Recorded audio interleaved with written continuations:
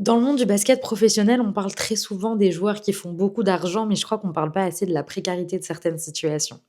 Il y a des joueurs qui, bien sûr, n'ont pas été draftés, il y a des joueurs qui n'ont pas, eu la chance de se retrouver dans la meilleure des positions, mais qui ont quand même envie de continuer à jouer au basket de manière professionnelle et qui essayent de persévérer à tout prix et qui parfois se retrouvent dans des situations.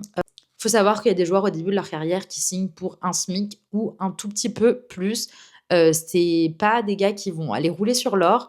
C'est parfois des situations où, ils doivent partager des logements, partager des voitures ou même pas. En fait, ils ont même pas de voiture.